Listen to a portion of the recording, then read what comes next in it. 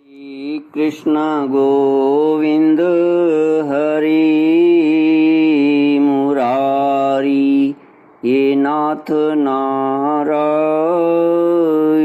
वासुदेव। ओम नमो भगवते वासुदेवाय। ओम नमो भगवते वासुदेवाय। ओम नमो भगवते वासुदेवाय। सच्चिदानंद रूपाय विश्वोत्पत्त्यादि हेतवे तापत्रय विनाशाय श्री कृष्णाय वयं नमः। सच्चित आनंद स्वरूप परमात्मा जो सृष्टि की उत्पत्ति, पालन और प्रलयकारी हैं तथा जीवों के आध्यात्मिक, आदि दैविक, आदि भौतिक तापों को नष्ट करने वाले हैं, अर्थात उनके मानसिक, शारीरिक और भौतिक दुखों को दूर करने वाले हैं, उन श्री कृष्ण भगवान को हम नमस्कार करते हैं।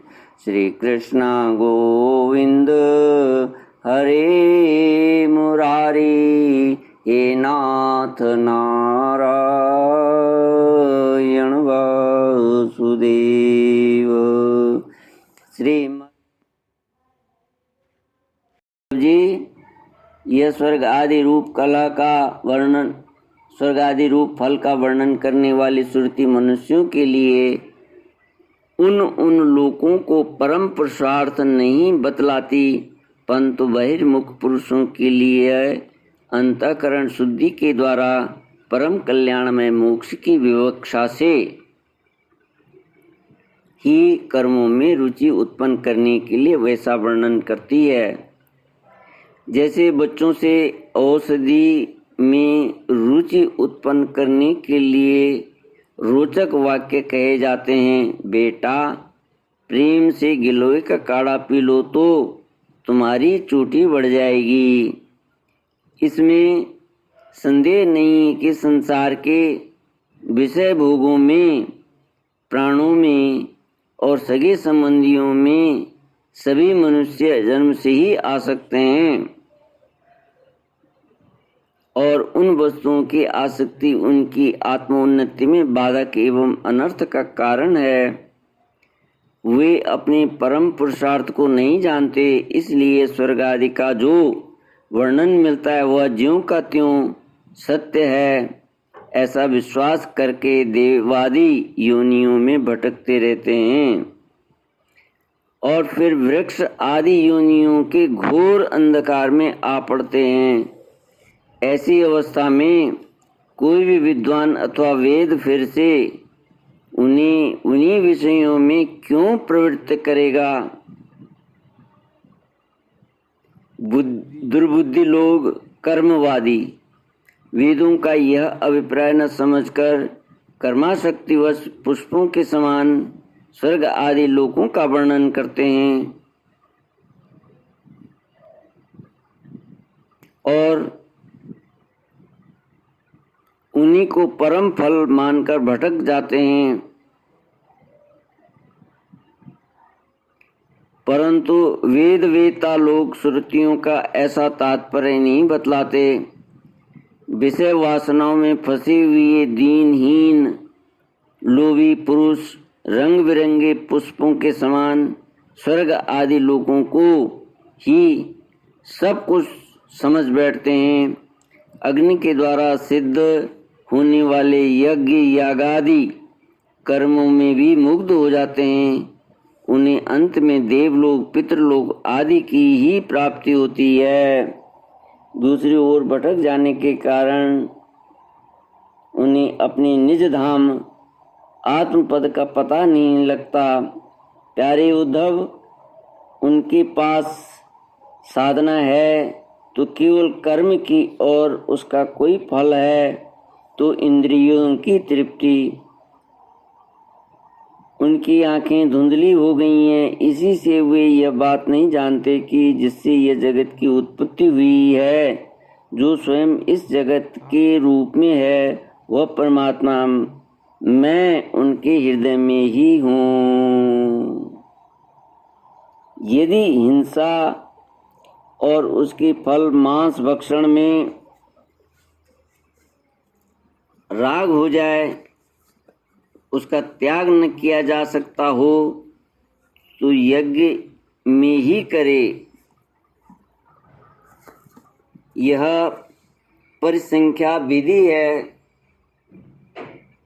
स्वाभाविक प्रवृत्ति का संकोच है।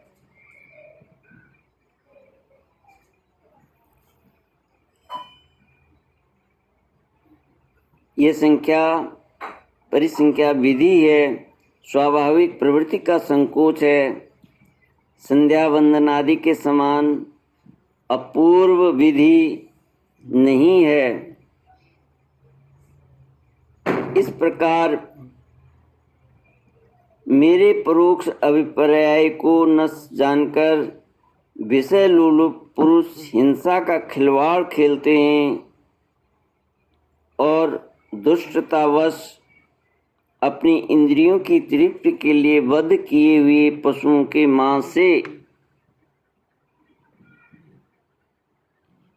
मांस से यज्ञ करके देवता पितर तथा भूतपतियों के यजन का ढोंग करते हैं। उद्धव जी, स्वर्ग आदि परलोक स्वप्न के दृश्यों के समान हैं। वास्तव में वे असत हैं। केवल उनकी बातें सुनने में बहुत मीठी लगती हैं। सकाम पुरुष वहाँ के भोगों के लिए मन ही मन अनेकों प्रकार के संकल्प कर लेते हैं और जैसे व्यापारी अधिक लाभ की आशा से मूलधन को भी खो बैठता है, वैसे ही वे सकाम यज्ञों द्वारा अपने धन का नाश करते हैं। वे स्वयं रजोगुण, सत्वगुण और तमोगुण में स्थित रहते हैं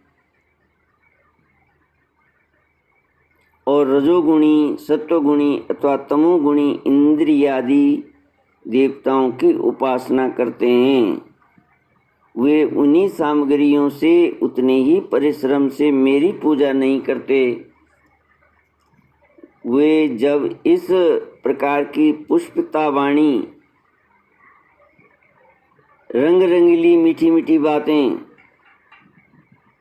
सुनते हैं कि हम लोग इस लोक में यज्ञों के द्वारा देवताओं का यजन करके स्वर्ग में जाएंगे और वहाँ दिव्य आनंद भोगेंगे, उसके बाद जब फिर हमारा जन्म होगा तब हम बड़े कुलीन परिवार में पैदा होंगे, हमारे बड़े बड़े महल होंगे और हमारा कुटुंब बहुत सुखी और बहुत बड़ा होगा।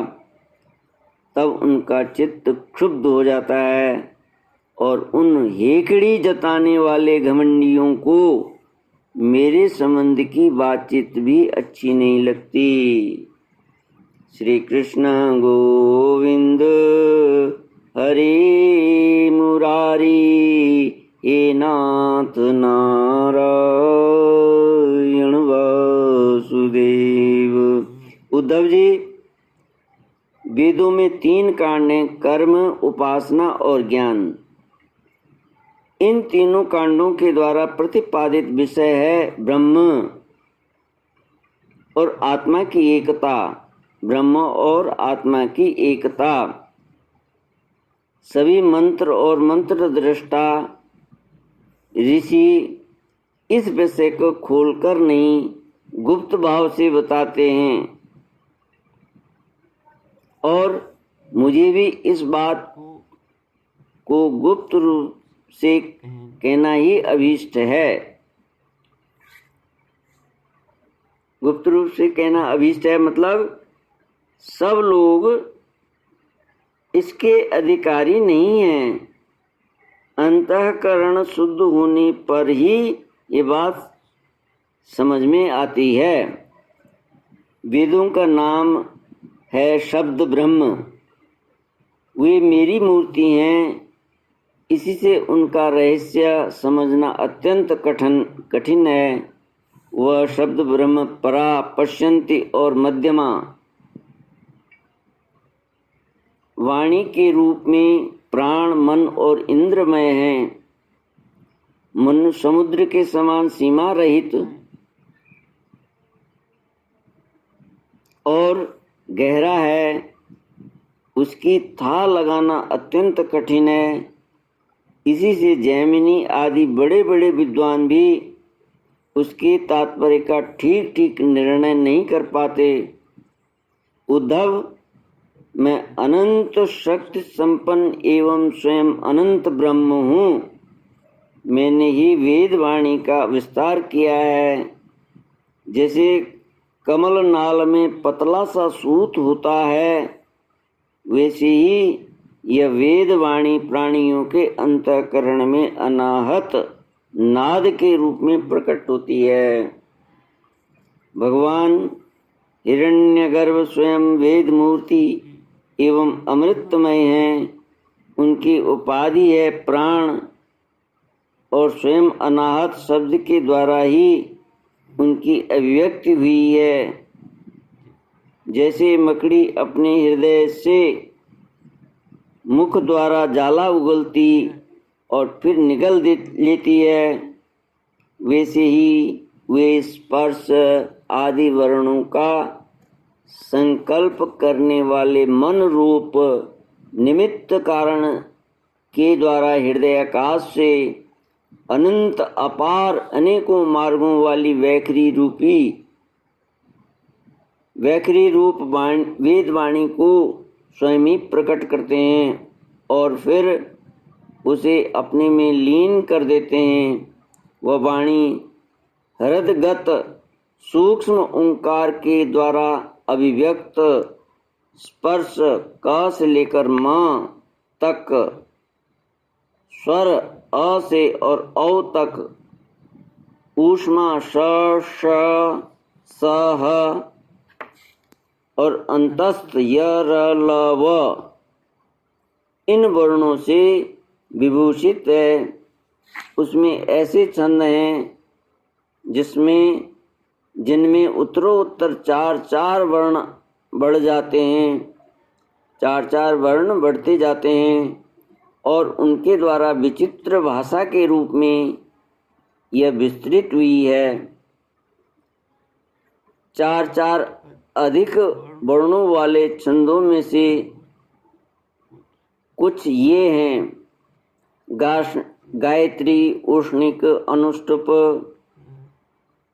बृहति, पंक्ति, त्रिष्टुप, जगति, अतिछंद, अत्यष्टि, अतिजगति और विराट।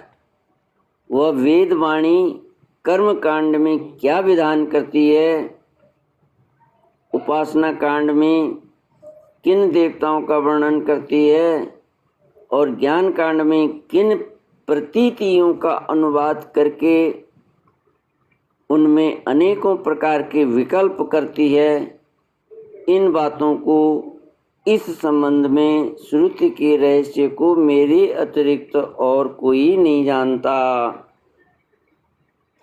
मैं तुम्हें स्पष्ट बतला देता हूँ, सभी श्रुतियाँ कर्म कांड में मेरा ही विधान करती हैं।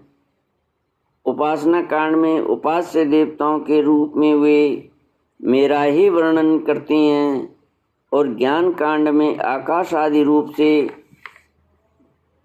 मुझ में ही अन्य वस्तुओं का आरोप करके उनका निषेध कर देती हैं। ज्ञान कांड में संपूर्ण श्रुतियों का बस इतना ही तात्पर्य है कि वे मेरा आश्रय लेकर मुझ में भेद का आरोप करती हैं, माया मात्र कहकर उसका अनुवाद करती हैं और अंत में सबका निषेध करके मुझ में ही शांत हो जाती हैं और केवल अधिष्ठान रूप से मैं ही शेष रह जाता हूँ। श्री कृष्ण गोविंद हरे मुरारी, हे नाथ नारायण वासुदेव। इति श्रीमद्भागवते महापुराणे पारमहंस्यां संहितायां एकादश स्कन्धे एकविंशोऽध्यायः। ॐ पूर्णमदः पूर्णमिदं पूर्णात् पूर्णमुदच्यते पूर्णस्य पूर्णमादाय पूर्णमेवावशिष्यते। ओम शांति शांति शांति। हरि ओम। श्री गुरुभ्यो नमः। हरि ओम।